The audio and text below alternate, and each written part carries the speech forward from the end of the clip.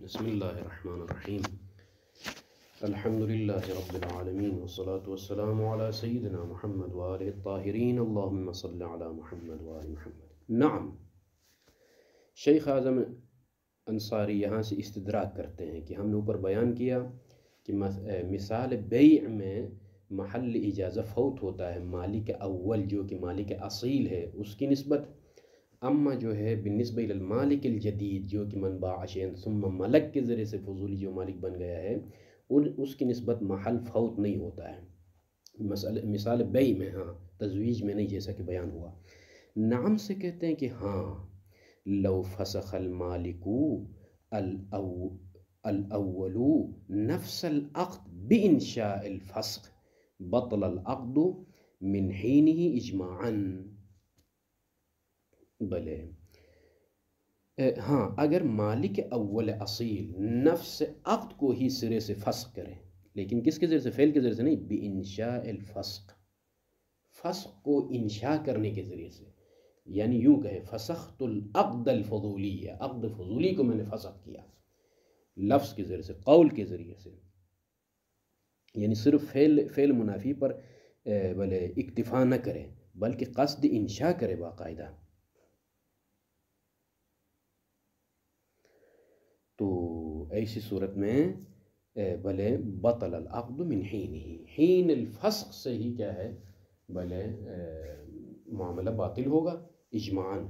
تو ایسی صورت میں پھر جو ہے کسی کے لیے پھر نہ جو ہے نا فضولی مالک نہیں بنے گا، ختم، بس وہ اجازت کا کوئی فائدہ نہیں ہوگا اس کا، یعنی محل اجازہ فوت ہونا یعنی کیا مطلب؟ اصل موضوع ہی منتفی ہو گیا، تاکہ یہاں نہیں کہا جا سکتا کہ جو ہے بالنسبہ الی فلان محل اجازہ ہے، اس کی نسبت فلان کی نسبت اجازہ نہیں، یہ بات آئے گی ہی نہیں۔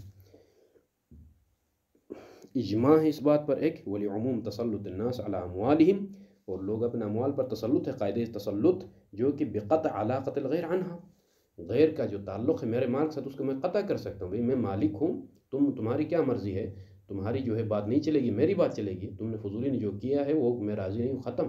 علاقہ غیر کو اپنے مال سے قطع کرنے کا سلطنت میرے پاس ہے۔ فالحاصل خلاصۃ الکلام انہ ان ارید من کون البیع الثانی فسخا، یہ جو کہا کہ من باع شیئا ثم ملک میں جو بیع ثانی فسخ کہا ہے، اس سے اگر یوں ارادہ کیا جائے کیا، ان ارید انہ ابطال لاثر العقد فی الجملہ، بلے اگر ارادہ کیا جائے کیا کہ یہ بیع ثانی جو واقع ہو گیا ہے یہ باطل کرتا ہے اثر عقد کو فی الجملہ، مطلقاً نہیں، فی الجملہ، تو فہو مسلم، یہ مسلم ہے، یعنی کیا مطلب کہ مالک اول کی نسبت ختم، یہ معاملہ کیا ہے اثر باقی نہیں رہے گا، اس نے معاملے کو رد کیا ہے، یعنی اثر مترتب نہیں ہوگا، بلے فی الجملہ اثر مترتب نہیں ہوگا، چونکہ اس نے ایک فعل منافی کو انجام دیا ہے جس کی وجہ سے محل اجازہ فوت ہوتا ہے اس کی نسبت، ٹھیک ہے، خوب، لیکن ولا یمنع ذلک، لیکن یہ جو فی الجملہ باطل ہے جو ہم کہتے ہیں، یہ معنی نہیں کس چیز سے؟ من بقاء العقد متزلزلا بالنسبہ الى المالک الثانی، مالک ثانی جو فضولی مالک بنا ہے مالک جدید، اس کی نسبت عقد متزلزل باقی رہتا ہے، اس کے ساتھ منافات نہیں ہے، یعنی فی الجملہ اجازہ کا محل فوت ہونے سے کس کی نسبت؟ مالک اصلی کی نسبت، محل اجازہ فوت ہونے سے، جو کہ جس کو ہم نے کہا کہ جو ہے اس کی وجہ سے ابطال لاثر العقد فی الجملہ ہے، فی الجملہ اثر عقد مترتب نہیں ہوگا، اس وجہ سے جو ہے مالک ثانی کی نسبت جو بقا ہے، بقاء عقد متزلزل، اس کے لیے معنی نہیں ہے، فیکون لہ الاجازہ، بس مالک ثانی کے لیے اجازہ کا حق حاصل ہے۔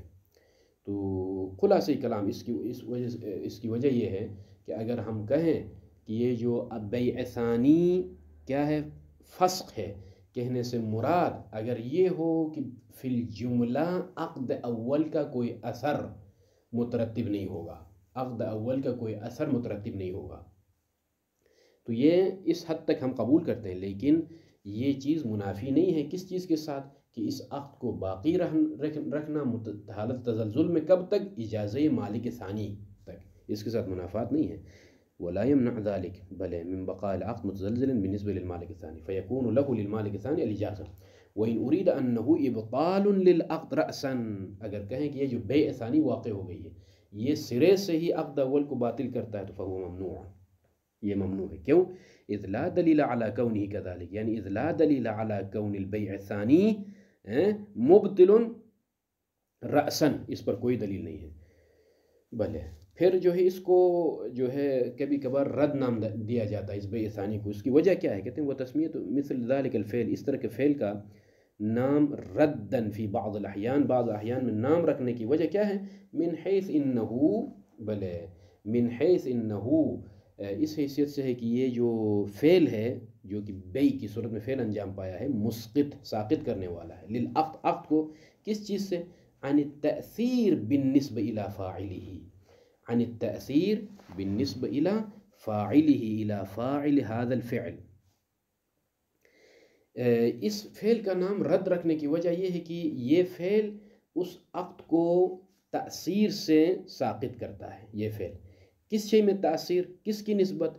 الى فاعلہ، الى فاعل هذا الفعل، یعنی مالک اصلی جو بیع انجام دیتا ہے جس کی وجہ سے یہ فضولی مالک بن جاتا ہے، اس بیع کی وجہ سے یہ بیع عقد اول کو تاثیر سے روک دیتا ہے. لیکن تاثیر کس کی نسبت؟ سرے سے ہی باطل قرار نہیں دیتا ہے. بالنسبہ الی فاعلہ، فاعل هذا الفعل جو کہ مالک اصلی ہے، اس کی نسبت اس عقد کا کوئی اثر نہیں ہوگا. بحیث یکون الاجاز منہ، بحیث یکون الاجاز من هذا المالک الاصلی بعدہ، بعد هذا البیع الثانی لغوا، مالک اصلی نے جو معاملہ انجام دیا ہے جس کی وجہ سے مشتری فضولی مالک بن گیا ہے، اس کے بعد اگر وہ اجازت دینا چاہے تو اس اجازت کا کوئی فائدہ نہیں ہوگا، اس لیے کہ اجازت بعد الرد شمار ہو جائے گا، اجازت بعد الرد شمار ہو جائے گا. تو اس مسئلے سے یہ بات بھی واضح ہو گئی کہ اوپر جو کہا کہ پہلی وجہ میں کہ انہو ابطال لأثر العقد فی الجملہ، فی الجملہ سے مراد یہ ہے کہ بیع ثانی جب وجود میں آتی ہے، جب معاملہ ثانی انجام پاتا ہے تو چونکہ مالک اصلی فروخت کرتا ہے اپنی کتاب کو اس فضولی کے لیے اور فضولی خریدتا ہے، تو اس بیع کی وجہ سے عقد اول تأثیر سے رک گئی. یہ ہے کیا ہے؟ ابطال اثر العقد فی الجملہ. کس کی نسبت اثر عقد؟ مالک اصلی کی طرف، مالک اصلی کی نسبت. اثر عقد کیا ہے؟ یہاں پر ظاہر نہیں ہوگا، اس لیے کہ اس نے بیع کو انجام دیا ہے، بیع کو انجام دیا ہے، اس نے خود فروخت کیا اپنی کتاب کو، تو عقد اول کا کوئی اثر اس کی نسبت باقی نہیں رہے گا. یہ مراد ہے. اس یہاں بلے اس صورت پر کہ جو ہے اگر وہ اجازت دینا چاہے دوبارہ بیع ثانی کے بعد تو اس اجازت کا کوئی فائدہ نہیں ہوگا بلکہ لغو شمار ہوگا. نعم لو فرضنا، ہاں یہاں سے ثابت کرتے ہیں کہ جو ہے وہ کون سا فعل ہے جس کی وجہ سے فسخ وجود میں آتا ہے. وہ یہ ہے کہ لو فرضنا قصد المالک من ذلك الفعل، اگر ہم فرض کریں کیا مالک نے قصدن انجام دیا ہے فعل کو، کس قصد کے ساتھ؟ فسخ العقد، فسخ عقد کی نیت سے ہی فعل کو انجام دیا ہے. اوپر کیا فرض کیا تھا ہم نے؟ مالک ملتفت نہیں تھا کہ فضولی نے بلے فضولی نے کوئی معاملہ کیا ہے، خود سے فروخت کیا ہے، فضولی کے معاملے کی طرف ملتفت ہوئے بغیر، یعنی اس کا یہ فروخت کرنا، فعل کو انجام دینا اس قصد سے نہیں تھا کہ جو ہے فضولی کو میں باطل کر رہا ہوں، اس قصد سے نہیں تھا. لیکن اب اس مرحلے میں اگر قصد کے ساتھ انجام دے دے کہ میں عقد کو فسخ کرنا چاہتا ہوں اس فعل کے ذریعے سے، بحیث یعد فسقا فعلیا، تو لم یبعد کونہ کون الفعل کالانشاء بالقول. پھر یہ جو فعل جو قصدن التفات کے ساتھ کہ میں فضولی کے معاملے کو باطل کرنے کے لیے اس فعل کو انجام دے رہا ہوں، اس طرح سے فعل انجام دے دے تو پھر یہ انشاء قولی کی طرح ہوگا، یعنی فسختو کی طرح ہوگا، یہ بھی فسخ شمار ہوگا، بس فسخ فعلی نام لیا جائے گا. لیکن فرماتے مصنف لیکن الالتزام بذالک، لیکن اس کا ملتزم ہونا کہ یہ فعل اس طرح سے پائے تو بلے واقع ہو جائے تو جو ہے یہ فسخ فعلی شمار ہوتا ہے. لا يقدح فی المطلب، مطلب کے لیے مضر نہیں ہے. کیوں؟ مطلب ہمارا کیا ہے؟ اذ المقصود ان مجرد بیع المالک، ہمارا مقصود یہ ہے کہ مجرد بیع مالک، یعنی مجرد بیع مالک سے کیا مراد؟ یعنی فسخ کو انجام دینے کے لیے انجام نہ پائے، صرف فعل انجام پایا ہے لیکن اس قصد سے نہیں پایا کہ جو ہے بیع فضولی کو باطل کرنے کی نیت سے نہیں. ہمارا مقصود یہ تھا، لہذا اس بنا پر یہ والا جو مسئلہ ہم نے بیان کیا کہ قصد کے ساتھ انجام دے دے تو یہ فعل فسق فعلی شمار ہوتا ہے، اس کا ملتزم ہونا مضر نہیں ہے ہمارے ما نحن فی میں، چونکہ جو ہم نے ہمارا مقصود ہے کہ وہ مجرد بیع مالک یعنی من دون قصد الفسق، تو یہ لا یوجب بطلان العقد، موجب بطلان عقد نہیں ہوتا ہے، ولذا موجب بطلان عقد نہیں ہوتا، اسی لیے لو فرضنا انکشاف فساد هذا البیع، فرض کیجئے مالک ثانی نے جو بیچا ہے جس کی وجہ سے مشتری فضولی مالک بن گیا ہے، من باعش ثم ملک میں، اگر یہ معاملہ جو ہوا ہے فضولی اور مالک اصلی کے درمیان، فرض کریں اگر یہ بیع باطل ہو، فرض کسی شرط کی فاقد ہونے کی وجہ سے اگر یہ بیع باطل ہو تو بقی العقد، عقد اول جو فضولی نے انجام دیا ہے وہ باقی رہتا ہے، علی حالہ، اپنی حالت پر، کس حالت پر؟ من قابلیت لحوق الاجازہ، بعد میں اجازہ کا قابل رہتا ہے، بھلے وَأَمَّا، لیکن جو مشکل وہاں اشکال سادس میں ایک نقطے کی طرف اشارہ کیا مصنف نے، بھئی جس طریقے سے عقود جائزہ جیسا کہ جو ہے ہبہ ہے یا بیع جائز ہے جو لازم نہیں ہے، اسی طرح ہبہ جائزہ ہے، وہاں پر فعل منافی انجام دینے سے وہ تو فسق ہو جاتے ہیں، مدت خیار میں صاحب خیار اگر جو ہے فروخت کرے تو جو ہے وہ معاملہ فسق ہوتا ہے، اسی طرح سے ہبہ لازم ہونے سے پہلے کوئی باطل کر دے، فسق کرے تو فعل کے ذریعے سے، تو یہ ہبہ بھی باطل ہوتا ہے، بھلے مثلا مدت خیار میں اگر جو مال بیچا گیا ہے اس کو اگر کسی اور شخص کو فروخت کریں تو معاملہ باطل ہوتا ہے کہا، اور یہ بھی کہا کہ بلکہ بطریق اولا باطل ہوگا بیع فضولی، اس لیے کہ بیع فضولی میں دفع ہے، رفع نہیں ہے، اما عقود جائزہ میں عقد مکمل ہونے کے بعد فعل منافی آنے سے وہ فسق ہوتا ہے، تو یہ بطریق اولا ہونا چاہیے۔ شیخ فرماتے ہیں کہ وَأَمَّا الالتزام فی مثل الہبہ والبیع فی زمان الخیار، ملتزم ہونا کہاں پر؟ بیع میں، ہبہ میں، جو عقود جائزہ کے ساتھ اس نے تشبیہ دی وہاں پر، فی زمان الخیار بانفساخ العقد من ذی الخیار بمجرد الفعل المنافی، بھئی صرف فعل منافی انجام پانے سے، کیا کہا ہے؟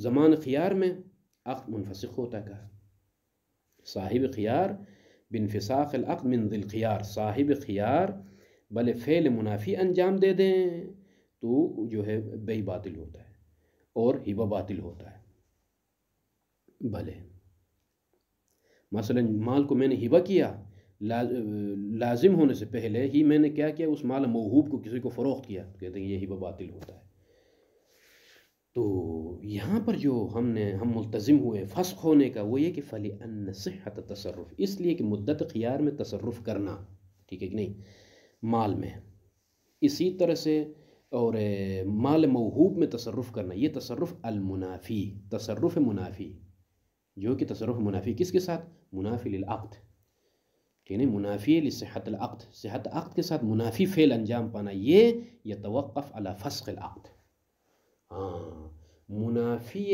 عقد فعل کو انجام دینا موقوف ہے کس پر؟ علی فسخ العقد، پہلے عقد کو فسخ کرو پھر جو ہے اس فعل کو انجام دے سکتے ہو، اسی لیے وَإِلَّا، اگر یہ توقف علی الفسخ نہ ہو تو وقع، یعنی هذا التصرف فی ملک الغیر، غیر کے ملک میں نے جو ہے کیا ہے مال فروخت کیا ہے، اگرچہ مدت خیار ہے، مدت خیار میں اگر میں دوبارہ اس مال میں تصرف کروں اور کسی اور کو فروخت کروں تو یہاں پر یہ جو میرا فعل ہے اس فعل کو کیا شمار کیا جائے گا؟ منافی شمار کیا جائے گا، جو میں نے عقد انجام دیا تھا اس کے ساتھ منافی، اور فعل منافی کو انجام دینے کے لیے ضروری ہے کہ میری ملکیت آ جائے، اور میری ملکیت کب بحال ہوگی؟ جب میں اس فعل کو فسخ شمار کروں تو میں مالک بنوں گا، یہ میرا فعل فسخ ہے اسی لیے یہ میرا تصرف ٹھیک ہے، وَإِلَّا فسخ شمار نہ کرے تو میرا تصرف کرنا لازم آ جائے گا، کس میں؟ اس مال میں جو کہ کسی اور کی ملکیت میں ہے، ہاں اسی طرح مال موہوب میں نے ہبہ کیا کسی کو، اور ہبہ کرنے کے بعد اس مال کو میں فروخت کر رہا ہوں، تو یہ میرا فروخت کرنا، یہ میرا فعل انجام پانا جو کہ منافی ہے صحت عقد کے ساتھ، تو یہ منافی ہے، تو پھر یہ فعل منافی موقوف ہو کس بات پر؟ عقد فسخ ہو تو جو ہے کیا ہے آپ اس میں تصرف کر سکتے ہیں، عقد فسخ ہو تو آپ اس میں تصرف کر سکتے ہیں، اس لیے کہ فسخ ہونے سے پہلے آپ مالک نہیں ہیں، اور فسخ ہونے سے پہلے آپ مالک نہیں ہیں تو پھر آپ کا تصرف ٹھیک نہیں ہوگا، ملک غیر میں تصرف لازم آ جائے گا۔ جس کو آپ نے ہبہ کیا ہے اس کی ملکیت میں تصرف ہونا لازم آئے گا، جس کو آپ نے فروخت کیا اگرچہ مدت خیار آپ کے پاس ہے اس کی ملکیت میں تصرف کرنا لازم آ جائے گا۔ اسی لیے آپ اپنے اس فعل کو فسخ شمار کرو تاکہ یہ تصرف ٹھیک ہو جائے آپ کا۔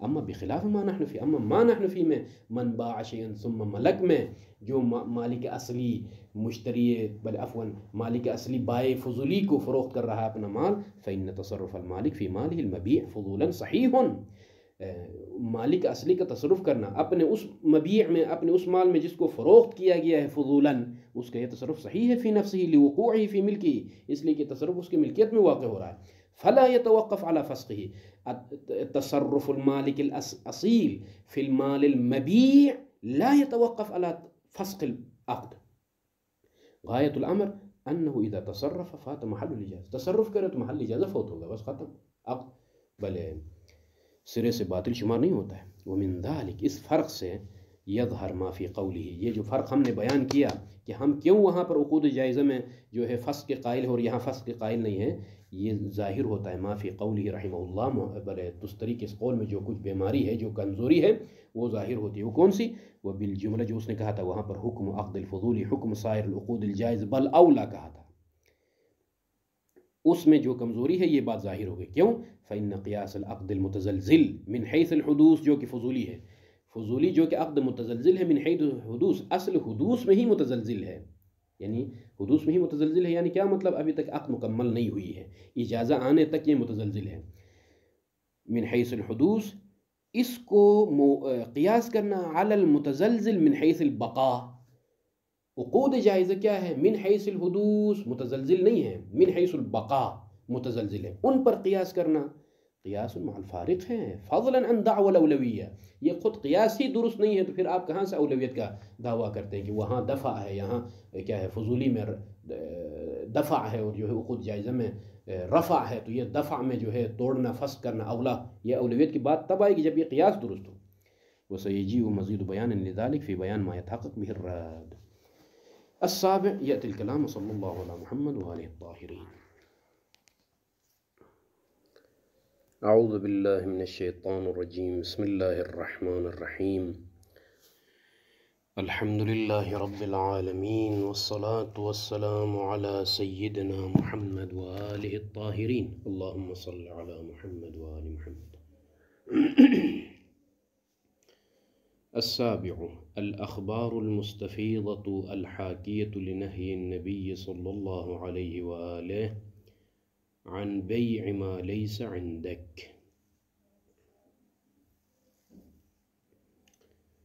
خوب،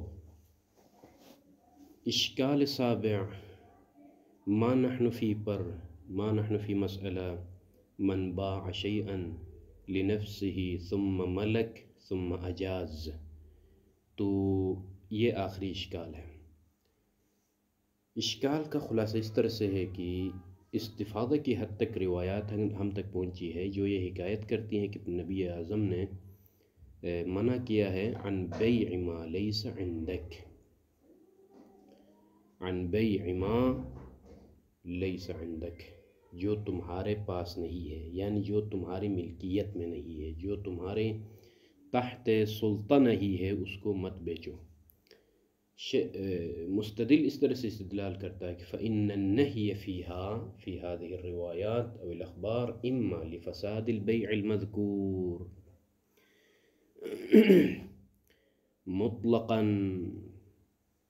مطلقاً کی تفسیر آ رہی ہے بالنسبة إلى المخاطب وإلى المالك، بلے فيكون دليلا على فساد العقد الفضولي، یا یہ جو نہیں ہے یہ فساد بیع مذکور پر دلالت کرتی ہے، مطلقاً یہ بیع فضولی باطل ہے، بالنسبہ الی المخاطب و الی المالک، یعنی مطلقاً باطل ہونے کا مطلب یہ ہے کہ فضولی کی نسبت بھی یہ معاملہ باطل ہے، اور فضولی اگر مالک کے لیے اجازت دے دے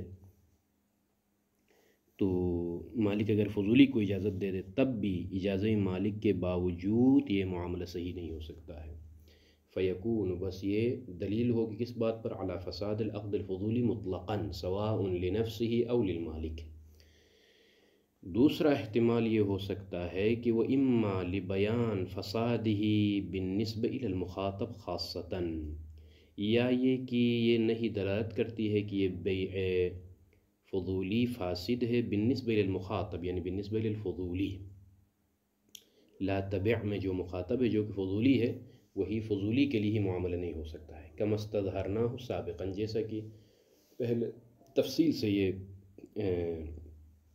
جنہوں نے کہاں پر، جنہوں نے بیع فضولی کے بطلان پر جو روایات سے استدلال کیا، شیخ اعظم نے وہاں پر فرمایا کہ ان روایات میں اس بات پر دلالت ہے کہ جو ہے خود فضولی کے لیے معاملہ واقع نہیں ہوگا، لیکن آیا مالک اجازت دے دے تو مالک کے لیے واقع ہوگا یا نہیں، اس کی طرف اصلاً یہ روایات اشارہ نہیں کرتی ہے. تعرض نہیں ہے اس روایات میں معنی حنفی کی طرف، جو کہ معنی حنفی وہاں پر کیا تھا، جب وہاں جس مقام پر تفصیل گزر گئی وہاں اجازت دینے کی صورت میں معاملہ مالک کے لیے واقع ہوتا ہے یا نہیں، اس کی بطلان پر روایت سے جو ہے ہمیں اشارہ نہیں ملتا ہے، یہ وہاں بیان ہوا. ہاں بطلان پر دلالت ہے، لیکن بطلان بالنسبہ للمخاطب بالنسبہ للفضولی. خوب فیکون، بس اس بنا پر یہ نہیں یا یہ خبر دال ہوگی کس بات پر، علی عدم وقوع بیع مال الغیر لبائع مال الغیر، جو کہ فضولی ہے، مطلقاً واقع نہیں ہوگی. یعنی کیا مطلب مطلقاً، ولو ملکہ فاجاز، اگرچہ معنی حنفی ہی کیوں نہ ہو، مطلقاً بائع فضولی کے لیے معاملہ واقع نہیں ہوگا، اگرچہ مطلقاً یعنی اگرچہ یہ خود بات میں مالک بن جائے اور دوبارہ اجازت دے دے، جو کہ معنی حنفی ہے. بلکہ فرماتے ہیں کہ الظاہر ارادت حکم خصوص صورت تملکہ بعد البیع، بلکہ آگے بڑھ کے فرماتے ہیں کہ ظاہر روایت یہ ہے کہ یہ جو لا تبع ما لیس عندک کا ظہور کس چیز میں ہے، ارادت حکم خصوص صورت تملکہ بعد البیع. معنی حنفی خصوصاً یہی مقصود ہے. معنی حنفی کیا ہے کہ جو مالک بننے کے بعد دوبارہ اجازت دیتا ہے، یعنی باع شیئا ثم ملک تملکہ بعد البیع، فروخت کرنے کے بعد دوبارہ مالک بن جاتا ہے، اس کے بطلان پر خصوصاً یہ روایتیں دلالت کرتی ہیں. وَإِلَّا فَعَدَمُ وُقُوعِهِ لَهُ، یعنی وقوع البیع لَهُ للفضولی قبل تملکہ، مالک بننے سے پہلے فضولی کے لیے واقع نہ ہونا، مما لا يحتاج الى البیان، مما لا يحتاج الى البیان، بیان کی طرف محتاج نہیں ہے، نہیں کی طرف ضرورت نہیں ہے، نہیں کی طرف جو ہے ضرورت نہیں ہے. بلے تو وَإِلَّا، یہ اس بات کی طرف اشارہ ہے کہ مقصود کیا ہے، مقصود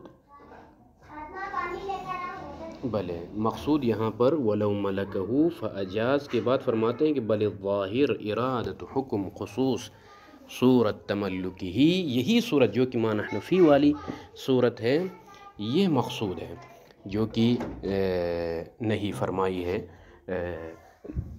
نہیں پیغمبر اسلام نے منع فرمایا ہے، وہ یہ ہے. تو اس کے بعد فرماتے ہیں کہ ہاں وَإِلَّا، اگر یہ مقصود نہ ہو یہ صورت جو کہ ہماری صورت ہے، معنی حنفی والی صورت ہے، من باع شیئا ثم ملک ثم اجاز، اس کی بطلان پر دلالت کرتی ہے یہ روایت. اگر یہ مقصود نہ ہو تو اس بیع کا واقع نہ ہونا مالک ہونے سے پہلے، یعنی فضولی کے مالک ہونے سے پہلے خود فضولی کے لیے واقع نہ ہونا دلیل کی طرف محتاج نہیں ہے، حکم واضح ہے کہ فضولی کے لیے معاملہ واقع نہیں ہوتا ہے. خوب یہ روایات عامہ ہیں جو کہ دلیل عام کی صورت میں ہم پیش کر سکتے ہیں کہ معنی حنفی بھی شامل ہے. اس کے بعد فرماتے ہیں کہ وہ خصوص روایت یحییٰ بن الحجاج المصحح الیہ، ان روایت کی طرف پہلے بھی اشارہ ہوا کہ جو جیسا کہ دو روایتیں آنے والی ہیں، روایت یحییٰ بن الحجاج اور روایت خالد بن الحجاج. تو وہ روایتیں یہ ہیں کہ جہاں پر یہ مقصود ہے کہ معاملہ فضولی کے لیے واقع نہیں ہوگا، ہر صورت میں فضولی کے لیے واقع نہیں ہوگا. قال، راوی کہتا ہے کہ سألت ابا عبداللہ علیہ السلام عن الرجل، اس شخص کے بارے میں میں نے پوچھا کہ یقول لی، یہ شخص مجھے یہ کہتا ہے کہ اشتر لی هذا الثوب وهذه الدابة، بھلے یہ یعنی بیع جزئی ہے، دیکھیں اشارے کے ساتھ، ھذا الثوب وھذہ الدابہ، میرے لیے خریدو، یعنی تم جا کر خریدو دکاندار سے، مارکیٹ سے خریدو، وبعنیہا، اور مجھے یہ چیزیں فروخت کرو، یعنی تم خریدو جا کے اور جو ہے مجھے یہ میرے لیے جو ہے کیا ہے بیچ دو، مجھے بیچ دو، اربحک کذا و کذا، میں اتنا مثلا منافع آپ کو دوں گا، اتنی منفعت میں آپ کو دوں گا۔ تو یہاں پر یہ کیا کر رہا ہے، امام نے جواب میں کیا فرمایا، لا بأس بذلک، اشترھا، خریدو، ولا تواجبہ البیع قبل ان تستوجبها او تشتریها، یہ ہے نقطہ اصل مہم۔ تو یہ اس شخص نے کیا کہا ہے، اس بندے کو کہا کہ بھئی جا کے مارکیٹ سے خریدو، مال لے کر آؤ، اور جو ہے وہ مال مجھے بیچ دو، ٹھیک ہے کہ نہیں، وہ مال مجھے بیچ دو۔ تو امام نے کیا فرمایا، لا باس بذالک، حرج نہیں ہے، لیکن طریقہ سکھایا، پہلے خریدو، اشترھا، وہ خریدو، ولا تواجبہ، مگر اس نے جو کہا ہے نا آپ سے کہ مجھے بیچ دو، یہ لا تواجبہ البیع، بیع کو الزام نہیں کرو، مواجبہ نہیں کرو، ایک دوسرے پر الزام و التزام نہیں کرو، قبل، کس چیز سے قبل، قبل ان تستوجبہا، ایجاب کرنے سے پہلے، او تشتریہا، یا خریدنے سے پہلے۔ مقصود یہاں پر کیا ہے، قبل تستوجبہا، یعنی قبل از این کہ آپ مارکیٹ میں جاؤ گے اور مارکیٹ میں جا کے کیا کہو گے دکاندار سے، بیعنی، مجھے بیچ دو، یہ مال میں خریدنا چاہتا ہوں، اور وہ اگر قبلتو کہے تو جو ہے آپ کی ملکیت میں مال آئے گا، یا آپ جا کے کیا کہتے ہیں، او تشتریہا، جا کے دکاندار سے، اصل مارکیٹ میں آپ کیا کہیں گے کہ اشتریتو، میں نے خریدا، تو وہ کہے گا مثلا قبلتو۔ دوسرا الفاظ میں، جب تک تم مالک نہیں بنو گے ایجاب کے ذریعے سے یا شراء کے ذریعے سے مارکیٹ میں، تب تک اس شخص کے ساتھ بیع کو مواجبہ نہیں کرو۔ تو مضمون روایت یہ ہے، یعنی یہ نقطہ سمجھنے کی ضرورت ہے، مفہوم روایت کیا ہے، مطلوب کیا ہے روایت میں۔ امام نے فرمایا خریدو، لیکن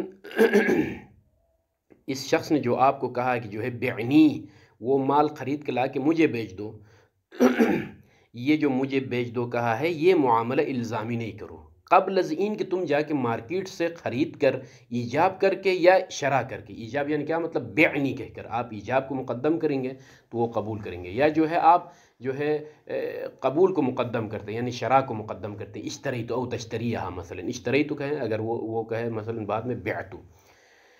تو جب تک تم خود مالک نہیں بنو گے جا کے مارکیٹ سے خرید کے ایجاب و شراء کے ذریعے سے، ایجاب کے ذریعے سے یا شراء کے ذریعے سے، تب تک تم اس کے ساتھ مواجبہ نہیں کرو، معاملے کو الزامی نہیں کرو۔ مضمون روایت یہ ہے، یعنی دوسرے الفاظ میں، تم خود مالک بننے سے پہلے، ملکیت تمہارے پاس آنے سے پہلے اس کے ساتھ لا تواجبہ، یہ جو شخص جس نے بیعنی کہا ہے اس کے ساتھ مواجبہ نہیں کرو، الزام و التزام نہیں کرو۔ خوب، قبل ان تستوجبها، یعنی کیا مطلب قبل ان تستوجبها، قبل ان تستوجب مثلا الثوب او الدابہ، قبل از این کہ تم ایجاب کرو اس دابہ کے بارے میں، یعنی کیا مطلب ایجاب، جا کے مارکیٹ میں کیا بولو گے صاحب دکان کو، بیعنی ایہا الفلانی، تو وہ کیا کہے گا مثلا قبلتو، آپ ایجاب کو مقدم کرتے ہیں، وہ قبول کو وہ بعد میں قبول کرے گا، یا او تشتریہا، یا آپ کیا کہیں گے، اشتریت منک ایہا الفلانی، تو وہ کہے گا بعتو یا قبلتو مثلا۔ تو خلاصہ کلام، جب تک تم خود جا کے ایجاب نہیں کرو گے، مارکیٹ میں جا کر مالک نہیں بنو گے، ایجاب پہلے آپ ادا کرتے ہیں اور بعد میں سامنے والا قبول کرے گا، یا جو ہے پہلے آپ جو ہے اشتریتو کہہ کر جو ہے قبول کا اظہار کرتے ہیں اور وہ ایجاب کرے گا مثلا بعتو، یہ اس مبنا کی بنا پر جہاں قبول مقدم بھی ہو سکتا ہے، یعنی میں کہوں گا مثلا قبلتو، یا جو ہے بولے اشتریتو، وہ کہے گا مثلا بعتو۔ تو جب تک اس طرح سے معاملہ کر کے مارکیٹ میں تم خود مالک نہیں بنو گے، تب تک اس کے ساتھ الزامی معاملہ نہیں کر سکتے ہو، یعنی معاملے کو الزام و التزام نہیں کر سکتے ہو۔ یہ پہلی روایت۔ دوسری روایت کا بھی مضمون اس طرح سے ہے کہ راوی کہتے ہیں کہ قلت لابی عبداللہ علیہ السلام الرجل یجیئنی، شخص میرے پاس آتا ہے، وہ یقول، کہتا ہے اشتر ھذا الثوب، یہ کپڑا تم خریدو، اور بھی حق کذا و کذا، اور اتنا میں منافع آپ کو دوں گا. یعنی کیا مطلب؟ تم خرید کے لے کر آؤ، میں آپ سے لوں گا اور آپ کو اتنا منافع دوں گا. قال، امام نے کیا فرمایا دیکھیں، الیس ان شاء اخذ و ان شاء ترک، آیا وہ یہ کام کر سکتا ہے کہ اگر وہ چاہے تو لے لے گا آپ سے، نہ چاہے تو جو ہے کیا ہے وہ انشاء ترک، اور چاہے تو ترک کرے. یعنی کیا مطلب؟ تمہارے یعنی تم سے جو معاملہ کیا ہے، جو میں اربحک کذا و کذا جو کہا ہے، وہاں پر آپ دونوں نے کوئی معاملہ الزام معاجبہ کیا ہے، الزام و التزام، اس معنی میں کہ جو ہے اختیار نہ رہے کسی کے پاس. پھر تم جب جا کے مارکیٹ سے خریدو گے تو پھر اس کو لازمی طور پر اٹھانا پڑے گا وہ مال آپ سے، یا نہیں. تو امام نے فرمایا کہ یہ اختیار ہے اس کے پاس، خیار ہے اس کے پاس. قلت بلا، تو کہا کہ قال لا باس به، حرج نہیں ہے. اگر تم لوگوں نے الزام و التزام نہیں کیا ہے تو حرج نہیں ہے، جا کے آپ خرید کے مالک بنو، مالک بننے کے بعد بھلے آ کے بیچ دو اس کے لیے، بھلے یہ ٹھیک ہے. لیکن مالک بننے سے پہلے ہی معاملے میں کوئی اختیاری صورت نہیں رکھی ہے، بس ختم. آپ دونوں نے الزام و التزام کیا، معاجبہ کیا. یعنی فرض کیجئے میں نے کپڑا خریدا نہیں ہے، لیکن وہ شخص مجھے یہ کہتا ہے کہ کپڑا خریدو بھائی، میں آپ کو اتنا منافع دوں گا. یعنی کیا مطلب؟ جا کے تم مارکیٹ سے کپڑا لے کر آؤ، اور میں ضرور آپ سے خریدوں گا اور اتنا منافع بھی دوں گا، اور میں ضرور خریدوں گا، کوئی اختیار میرے پاس نہیں ہوگا. اس طرح سے معاجبہ کیا ہے تو پھر جو ہے منع ہے. یہ یعنی کیوں؟ مالک بننے سے پہلے لا تبع ما لیس عندک، یہ مقصود ہے اصل روایات میں، اور روایت خالد ابن حجاج میں بھی یہی مقصود ہے کہ بھئی مالک بننے سے پہلے معاجبہ نہیں کرو، ایجاب نہیں کرو، بلے الزام و التزام نہیں کرو، یہ اختیار نہیں ہے. پھر اس کے بعد امام نے ایک جملہ فرمایا کہ انما یحلل الکلام ویحرم الکلام. یہاں 3 احتمالات بیان ہو رہے ہیں. انما یحلل الکلام ویحرم الکلام، کلام حلال قرار دیتا ہے اور کلام حرام قرار دیتا ہے. یعنی ہمارے معنی حنفی میں تطبیق کرے، باقی احتمالات انشاءاللہ ہم پڑھیں گے. معنی حنفی میں ایھا الفضولی، اگر مالک بننے سے پہلے، مارکیٹ سے خرید کے مالک بننے سے پہلے ہی معاجبہ کیا ہے آپ نے، کلام کو وجود میں لے کر آیا ہے، تو یہ وجود کلام، وجود انشاء الزامی یحرم، معاملے کو حرام قرار دیتا ہے. ہاں، ویحلل الکلام یعنی من حیث العدم، من حیث النفی. مقصود یہ ہے یحلل الکلام یعنی کلام نہ ہو، آپ دونوں کے درمیان معاجبہ نہ ہو، الزام و التزام نہ ہو، تو پھر یہ کلام بھلے حلال قرار دیتا ہے. مطلب یہ ہے کہ تمہارا معاملہ انشاء اخذ انشاء ترک والی بات ہے تو پھر ٹھیک ہے، چلے گا. ویحرم الکلام یعنی وجوداً، کلام اگر ہے آپس میں ہو گیا ہے، یعنی کیا مطلب؟ ختم بھئی، خریدنا ہے، اس کے لیے کوئی انشاء ترک مرک نہیں ہے، لینا ہے بس ختم. مارکیٹ سے میں لاؤں گا تو یہ مجھ سے خرید لے گا، تو پھر ایسی صورت میں یہ وجود کلام کیا ہے؟ حرام قرار دے گا.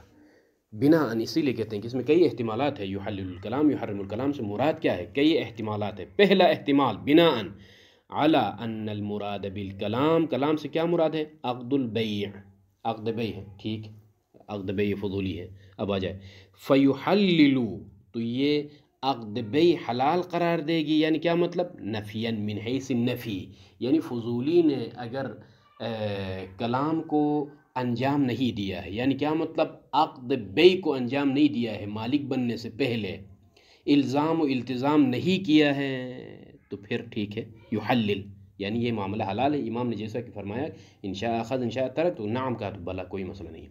ویحرم اثباتاً، یحرم اثباتاً یعنی کیا مطلب؟ اگر کلام سے مراد کیا ہے؟ عقد بیع، یعنی عقد بیع کو وجود میں لے کر آیا ہے مالک بننے سے پہلے، مارکیٹ سے خرید کر مالک بننے سے پہلے ہی الزام و التزام ہو گیا ہے کہ پھر جو ہے یہ جو جس نے کہا ہے کہ تم جا کے خریدو تو جو ہے میں آپ کو اتنا پیسہ دوں گا، آپ کو اتنی منفعت دوں گا، میں آپ سے خریدوں گا فلان، یہ الزام و التزام ہوا ہے، کوئی اختیار نہیں ہے وہاں پر توڑنے کا معاملہ. تو پھر جو ہے یہ چونکہ مالک بننے سے پہلے فضولی نے یہ الزام و التزام کیا ہے اور معاجبہ کیا ہے، لہذا یحرم، یہ عقد حرام قرار دیتی ہے. کما فہمہ فی الوافی، یہ پہلا احتمال ہے کہ جس کو صاحب وافی نے اس فہم کو سمجھا کہ انما یحلل الکلام یحرم الکلام سے کیا مراد ہے. یعنی آن واحد میں، آن واحد زمانہ ایک ہے، یہاں پر زمانہ ایک ہے، یعنی یہ کلام موجود ہے یا موجود نہیں ہے. کلام سے کیا مراد؟ عقد مالک بننے سے پہلے، بائع فضولی کا مالک بننے سے پہلے، مارکیٹ سے خرید کے مالک بننے سے پہلے، یا عقد کو انجام دیا ہے یا نہیں دیا ہے. عقد کو انجام نہیں دیا ہے، انجام نہیں دیا مطلب یہ کہ جو ہے الزام و التزام نہیں کیا ہے تو حلال ہے. اگر الزام و التزام کیا ہے، یعنی کیا مطلب عقد کو وجود میں لے کر آیا ہے تو حرام ہے. ختم. یہ پہلا احتمال.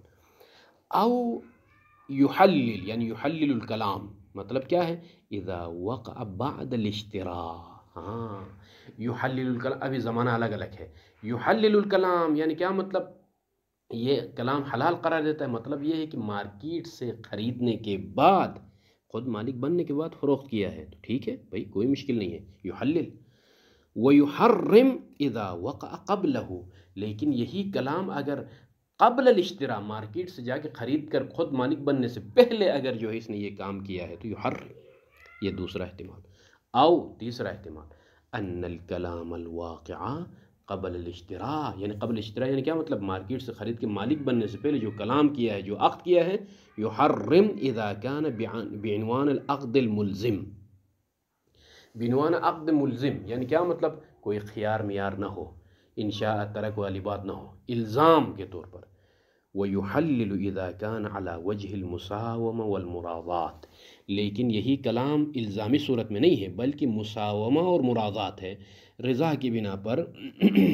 بلے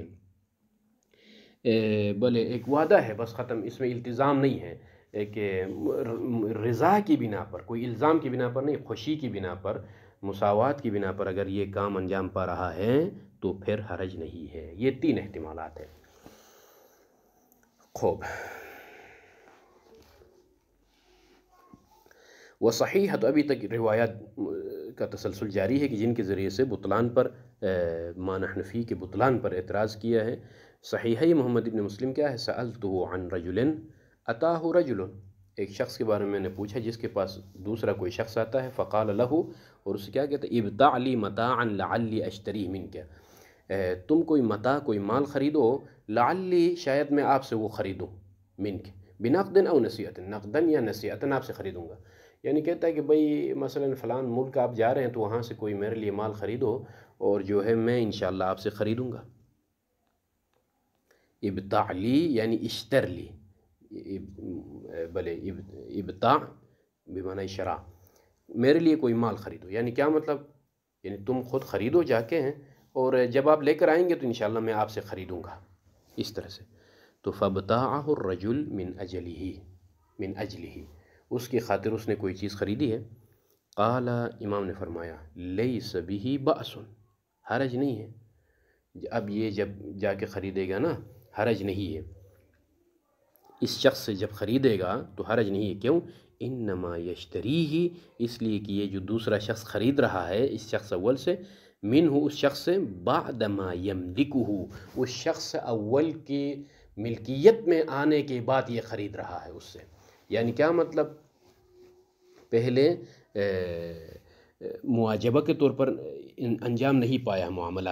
انما یشتریہ منہ بعد ما یملکہ، اس کی ملکیت میں جا کے وہ ملک چائنا گیا، وہاں سے خرید لیا مال، خرید کر اس نے اپنی ملکیت میں مال کو داخل کیا، داخل کرنے کے بعد یہ دوسرا شخص اس سے خرید رہا ہے. تو اس سے کیا مفہوم نکلتا ہے؟ مفہوم روایت، اگر مالک بننے سے پہلے اگر بھلے یہ دوسرا شخص اس سے خریدے تو فیہ باس. امام نے چونکہ لیس بہ باس یہ کب کہا ہے؟ اس کی علت کیا ہے؟ چونکہ یہ دوسرا شخص اول سے کب خرید رہا ہے؟ شخص اول مالک بننے کے بعد اس سے خرید رہا ہے، اسی لیے باس نہیں ہے. اگر شخص اول مالک بننے سے پہلے یہ اس سے خریدے تو یہ معاملہ فضولی ہے اور فیہ باس. یہ صحیحی منصور ابن حازم عن ابی عبداللہ علیہ السلام فی رجل امر رجلا، ایک شخص کو رجل نے حکم دیا ہے کہ لیشتری لہ متاعا، اس کے لیے کوئی متاع خریدے، تاکہ فیشتری منہ، تاکہ یہ رجل اس سے خریدے گا.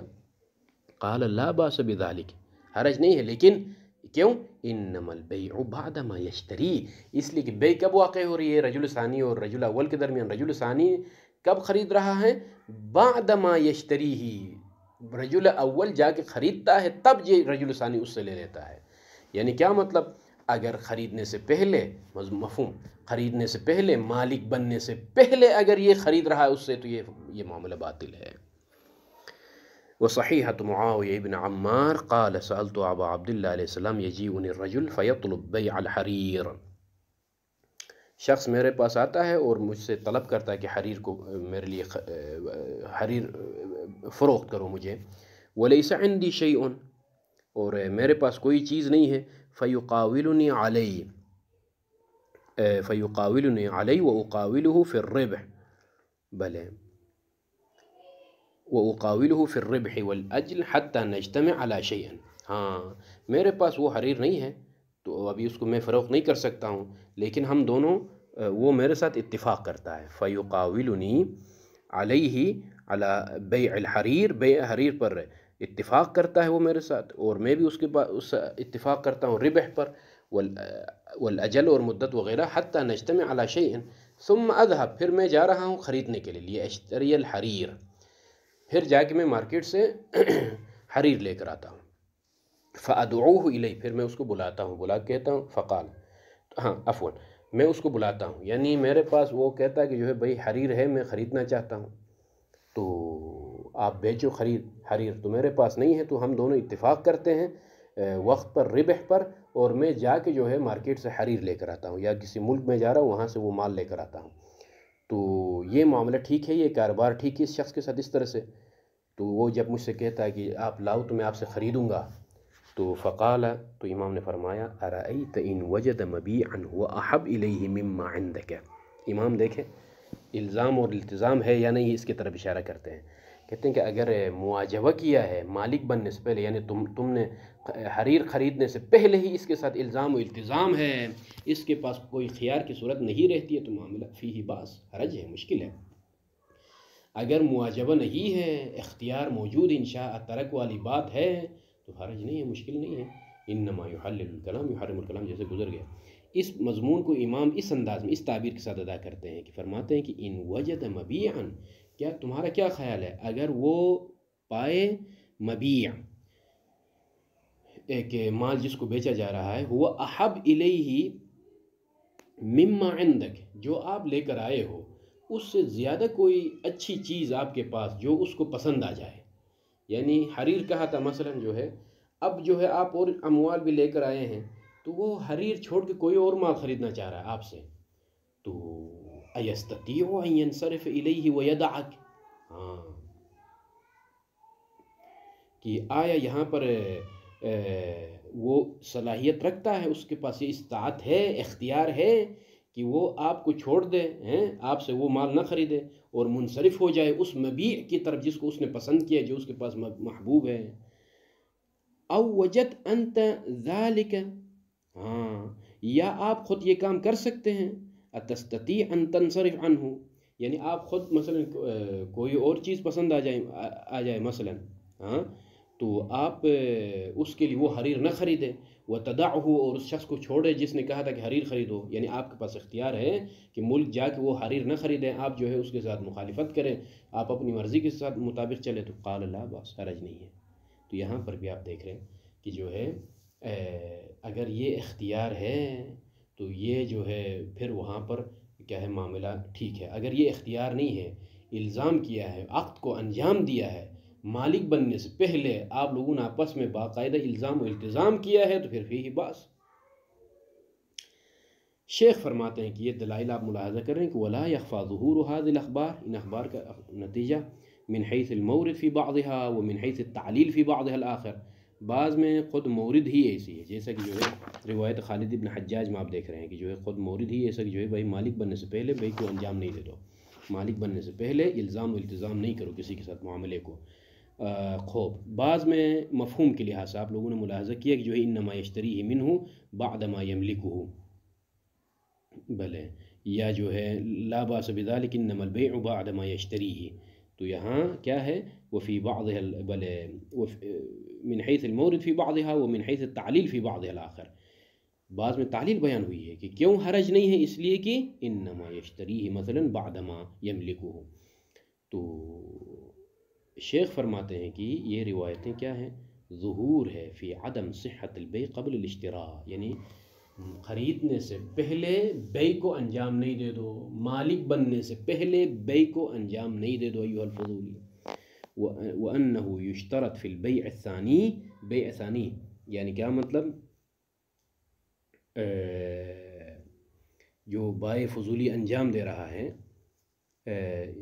تملک البائع له واستقلالہ فیہ. ہاں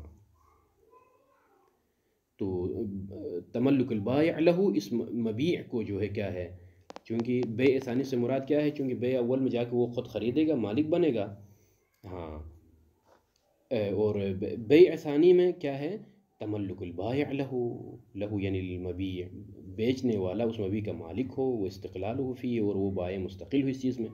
ولا يكون قد سبق منه ومن المشتری الزام والتزام سابق بذلك المال، اور نہ ہو اس بائع سے اور مشتری کی طرف سے کیا نہ ہو، الزام و التزام سابق بذلك المال، اس مال سے سابق یعنی مال ہاتھ میں آنے سے پہلے ہی جو ہے ان کی طرف سے کوئی الزام و التزام نہ ہو.